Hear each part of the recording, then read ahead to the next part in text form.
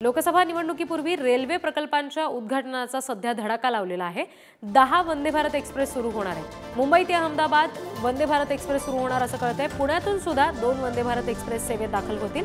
पुणे बडोदा, पुणे सिकंदराबाद अशी वंदे भारतची ही मार्गिका असेल आणि थोड्याच वेळात पंतप्रधान नरेंद्र मोदींच्या हस्ते त्याचं उद्घाटन होणार आहे। 85,000 कोटींहून अधिक किमतीच्या वेगवेगळ्या रेल्वे प्रकल्पांचं उद्घाटन यावेळी केलं जाणार आहे। प्रतिनिधी ओंकार बाबळे यांच्याकडून या संदर्भातले अपडेट्स आपण घेणार आहोत। ओंकार, पुणेकरांच्या सेवेत आता नवीन वंदे भारत दाखल होत आहेत, कशा पद्धतीचा फायदा नेमका त्यांना होणार आहे?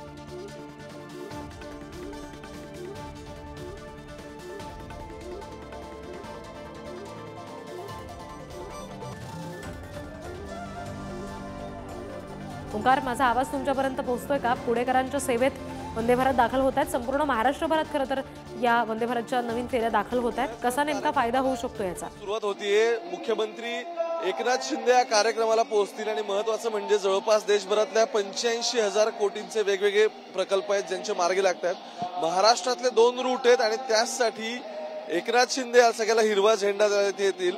देशभरात ज्या ज्या ठिकाणी वंदे भारत ट्रेन जाणार आहे, ज्या ज्या ठिकाणचे रूट्स आहेत, म्हणजे समजा मुंबई बडोदाचा रूट असेल किंवा आणखी सिकंदराबादवरून मुंबईचा रूट असेल, या सगळ्या ठिकाणी लाईव्ह कॉन्फरन्सिंगद्वारे स्वतः पंतप्रधान उपस्थित राहणार आहेत आणि महाराष्ट्रातल्या मुंबई सेंट्रलमध्ये म्हणजेच मुंबईतल्या इथूनचा हा रूट आहे, या रूटचं सगळं आता लोकार्पण केलं जाईल थोड्याच वेळात।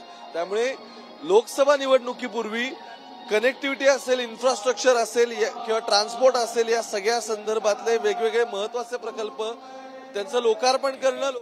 जी ओंकार, धन्यवाद दिलेल्या सगळ्या तपशिलांसाठी।